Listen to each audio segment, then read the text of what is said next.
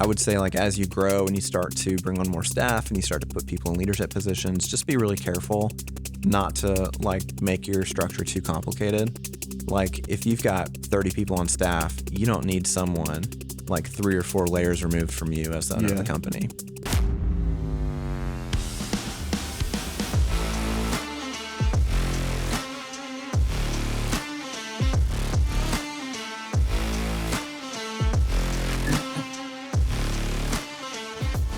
So we were talking about, you were talking about how like you've talked to your real estate agents, like, hey, you might need to work a little bit harder, be able to pivot. Tell me about a time with this past 4 years of owning Bluefield, where you've really had to pivot, and you know what happened, how you overcame it, and how that pivot helped your growth. Essentially, I know it's kind of a long question. Yeah, so that's shorten okay. it up. I'm trying to think. I mean, we really haven't had to make too many like big strategic pivots in the business. Yeah.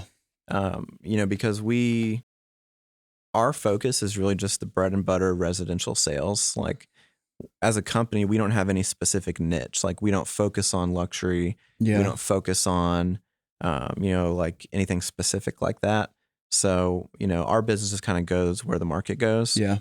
So really the biggest pivot, maybe it's like in management, like maybe you thought you needed this role, but it really turned out you didn't need, like, just something business wise, not necessarily like overview of how the company had to pivot as a whole, but maybe a decision you made. So I can tell you one thing I've learned the hard way over the years is just like the complexity of your org chart. Yeah. One of the mistakes I made early on was putting too many different layers of leadership in place too soon. Mm-hmm. So like if you have a department of like 10 people, you don't need 3 of those 10 people to be a manager, you know? So that's something that I've done wrong in the past, just because I wanted to give people opportunity. You know, I recognize people with leadership skills and I want to give them more responsibility. I want to, you know, help them to grow and make more money and stuff like that. And, you know, talk about paving the 8-lane highway, right? Like, I think we can grow into this, but if you end up not growing into it as quickly as you thought, now all of a sudden you've got 3 people in leadership for a 10-person department, and it just gets confusing and too complicated. So I would say, like, as you grow and you start to bring on more staff and you start to put people in leadership positions, just be really careful not to like make your structure too complicated. Like, if you've got 30 people on staff, you don't need someone like 3 or 4 layers removed from you as the owner of the company, you know? So try to have like a flatter, wider org chart, not necessarily like a narrower, deeper org chart, if that makes sense. Yeah, absolutely. No, I love it. And it kind of sounds like, you know, I feel like a lot of entrepreneurs go through this, but you start to hire with emotions, right? You're like, oh, I see this person, they got great capabilities. Let me carve out this new role for them. Let me give them a raise because I want them to stay and I want to give them the potential to grow.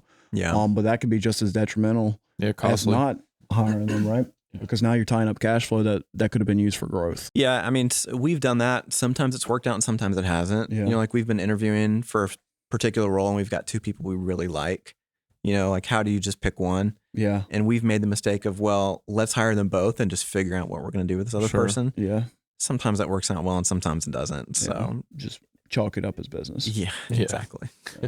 Yeah. And I think one of the other big things, it's not necessarily a pivot. It's just something that I've had to learn the hard way and try to get better at over the years. And I'm still trying to get better at this, is communicating. Yeah. Like, I've heard it said that the CEO is actually the CRO, the chief repeating officer. You need to repeat yourself over and over and over. Yeah. Like, also, if you're growing quickly and the majority of your people in your company have only been with you for a short period of time, something you said a year ago, like maybe half the people in your company have never heard that before. Yeah. So, and you can't just assume that just because you said it one time that everyone gets it and understands it and remembers it. So you've got to constantly just be preaching like your mission, your vision, your values. Like, people need to know where you're going and why. You can't just take it for granted that people know or remember just because you said it one time. For sure. So there are certain things that we talk about literally every single month in an all hands meeting. You know, we talk about our mission, our vision, our values, like where we're going, the important stuff. We cover it often. Absolutely. And yeah, there's some people that work here that have heard it over and over and they might be getting sick of hearing it, but especially for the new people coming in, like, I can't just assume that they know that stuff. Sure. Absolutely. How important to you is it that they know your mission, vision, and values? I think it's really important. Yeah. I mean, I think the culture piece of it is what creates a lot of stickiness within an organization.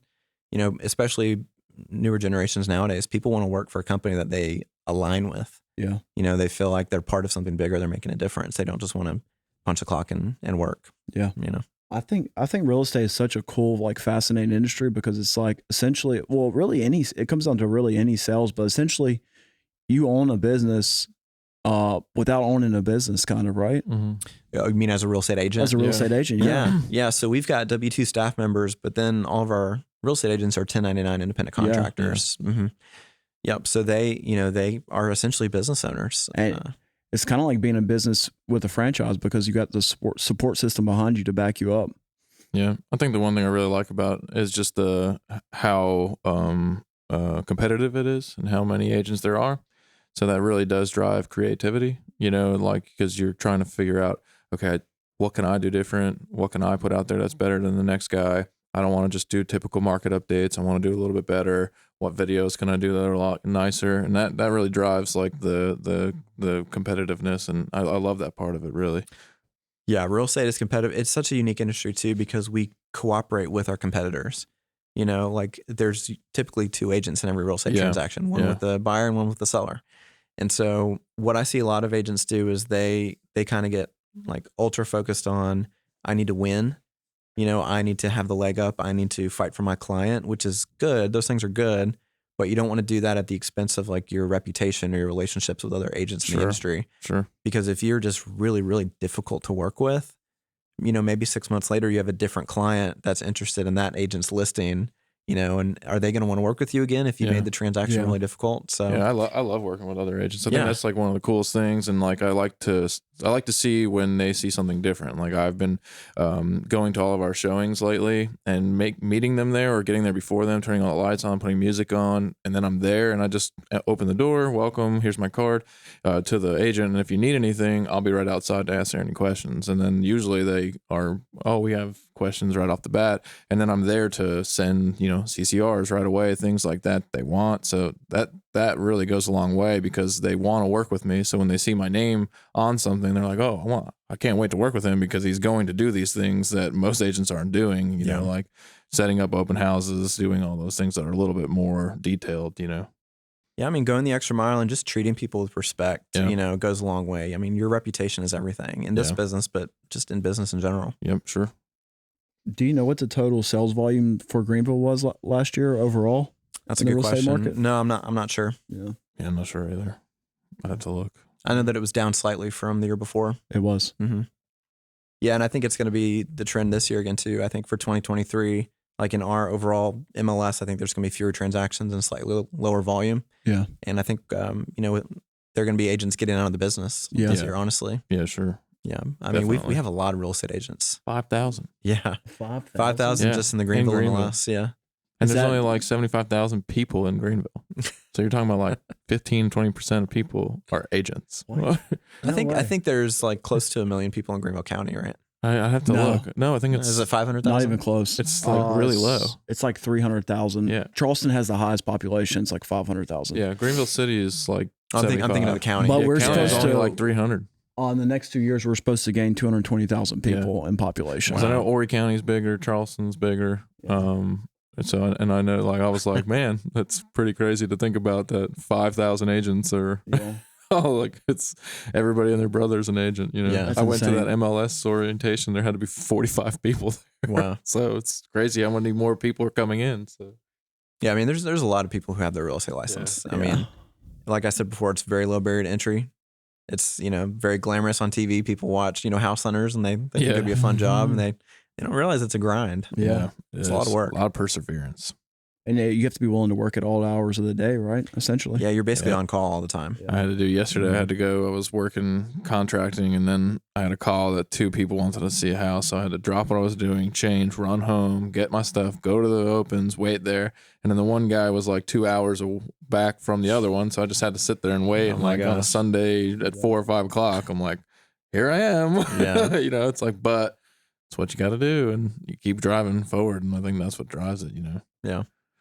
As a business owner, with lots of agents and upper management or whatever, how do you balance your like work life? I know when you're a business owner, there's essentially no balance. Like they can't be even, but it's more about being like intentional with the time you get. Yeah, the phrase work-life balance kind of bothers me. I It think does, I think yeah. it's more of like a constant journey of balancing and trying to find your balance. I don't think you're just gonna have the perfect day over and over and over, copy paste. I try to think more in terms of like seasons. Like I try to have a good week more than I try to have a good, a good day over and over, if that makes sense. Some days are going to be busier than others. You can work super, super hard for 3 months and then go take a 2-week vacation, But I think, you find what's important to you and you time block.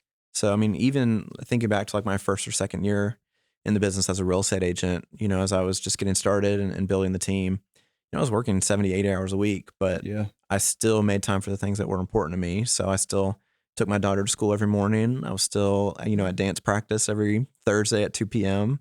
Date nights with the wife and stuff like that. Vacations. We still took vacations multiple times a year. So, I think if you just go all in 100% work, you're going to wake up one day and you're going to be divorced. For sure.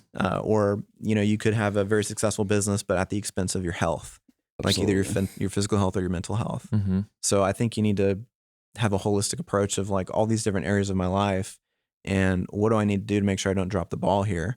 And obviously there are going to be certain seasons of your life that are more focused on one thing than another, right? So like if you're a young person just starting a business, you've got big goals, you might need to work crazy hours for a few years to kind of lay the foundation. But if you're married, your spouse needs to be on board with that. You need to communicate that with your family, and you also need to make time.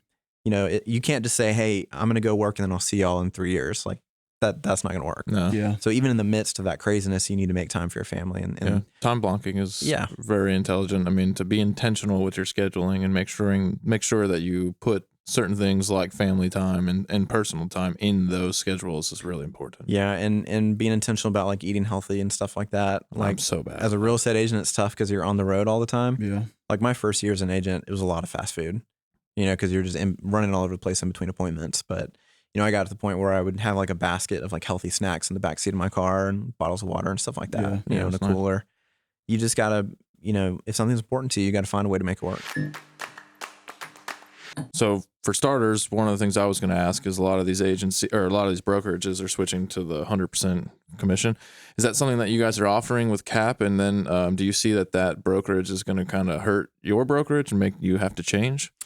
Well, I would say that like the broker's percentage of retained commission has definitely been trending down over the years. Like margins are being compressed. That's been a long-term trend. What we've done to combat that is we actually have like different options.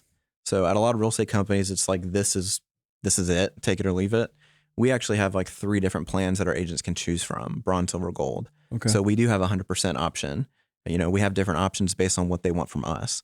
So, and the beauty of that is an agent could come to work for us under one of those plans, and then their needs might change over the years and they don't have to leave to get what they want. They can stay. Yeah. So maybe they join us under one plan where there's a higher split or a different cap.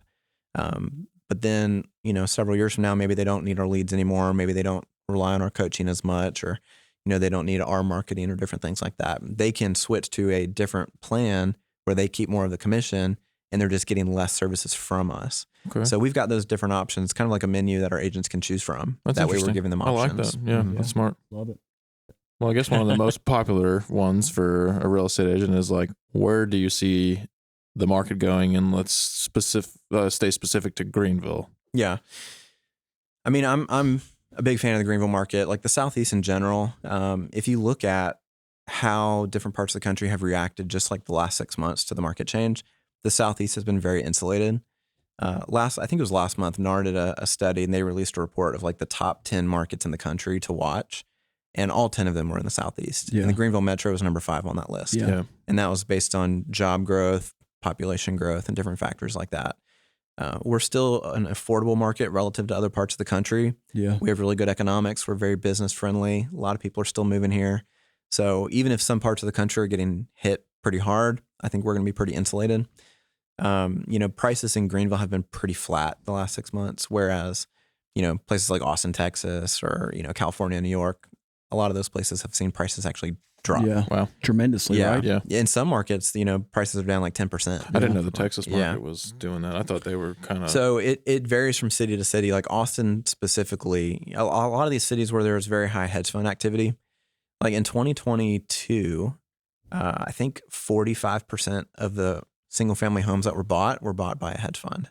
Wow. So literally half of the demand Was that from Wall Street. Blackstone? BlackRock was one of them. Yeah. BlackRock. So you figure like prices in those markets were going up 30% a year, whereas here we were going up like 18% a year. But a lot of that demand just like disappeared overnight when the market changed and BlackRock said, hey, we're not buying in Austin anymore. Yeah. Wow. So a lot of those markets where the prices were going up too much have now corrected down, whereas in our market here in Greenville, prices have been pretty steady. Nice. And interest rates is going to play a big part of that. You know, last year rates went from 3% to 7% within a span of 5 years, 5 months. You know, so obviously rates went up that fast. It really kind of pushed the brakes on the market and things slowed down. Absolutely. But rates are down a little bit now. I think they're about 6%. Mhm. They're kind of holding steady, which is historically still a pretty good rate. Yeah. You know, I don't think we're ever going to see rates under 3% again. No. Sure. If we do, I can't wait to refinance. Yeah. Yeah. But I mean, the Fed is still raising their rate. They're still being pretty aggressive trying to get inflation under control. So, Yeah. I mean, nobody knows what's going to happen, but you know, even in a recession, real estate tends to be a pretty resilient business. For sure. Yeah. Can you name 3 top books that have kind of helped you in the business realm? Yeah, I would say number 1 is probably Extreme Ownership by Jocko Willink. Love that book. Super good book. Number 2 would probably be The One Thing by Gary Keller. And let's see, number 3 might be Good to Great by Jim Collins. Nice. It's a good one. And then one last question. What is on your vision board? What's the big vision for 2023 For the company? for the company? Yeah, so our big goal is just to continue to grow in spite of the market. You know, we're still bringing on agents. We're still hiring staff. I mentioned last year we did, you know, just over 400 million in sales volume. The goal is 550 million this year. Nice. So we're still growing. We're pushing forward. You know, a big part of our goal this year is opening the office in Columbia for our agents down there. Nice. Make sure they have, you know, the support they need, the location they need to be successful. That's awesome. Do you have a good game plan into opening that? It sounds like it really comes down to finding the right person to run it, essentially, right? Yeah. Well, we're going to open a physical office even before we have, you know, like a broker on staff down there. Just to get, it's important to us to get a space for our people. For sure. Yeah. So that's probably going to happen this spring or summer. Yeah. Mm-hmm. You feel like having a space together, like brings good collaboration and like. That's a good learning question. experience? Yeah. Like after all COVID stuff. And, Yeah. I mean, it's funny because of our 129 real estate agents, you know, there are maybe half that come to the office at any point in time. There's a lot of agents that are just remote and they are almost never in the office. Some agents are in the office every single day. Yeah.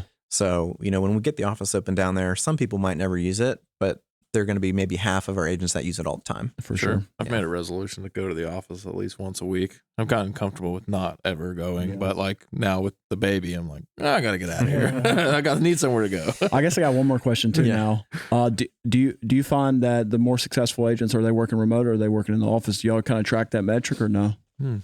Yeah, I don't think that necessarily. Yeah, that's a good question. I mean, the ones that are super successful with us tend to be in the office. Not every day, but they're there. Like you see them from time to time. You know, I think maybe they're more remote now than they used to be. But what helped get them to that point where they were super successful is they built relationships with other agents. They collaborated. They learned from other people. For sure. You know, I don't think you can start from day one and be 100% on an island. You know, I mean, you can be successful, but it's going to just be a lot more difficult. Absolutely. You know, longer. anytime you can build relationships and learn from other people, you're just going to get there faster. Do you know what your top producing real estate agents numbers were last year? Like the number one? Yeah, our number one agent last year, Lori, she did like 23 million in sales last year. Awesome. That's awesome. Sweet, man. Well, we appreciate having you on, and Where can people find you? Yeah, they can go to bluefieldgroup.com if they want to learn more about the company. Yeah. I don't know, is this cool for me to pitch my own podcast too? Starting from scratch. Please. Right? Yeah, absolutely. Yeah, so I have a podcast called Scaling from Scratch. Yep. So you can go to scalingfromscratch.com. We're on YouTube and Apple and Spotify and everywhere else. Yeah, Nice, sweet. man. Thank you very much for coming Pleasure on. getting to know you. Absolutely. Awesome. That was a great conversation. Thanks, guys.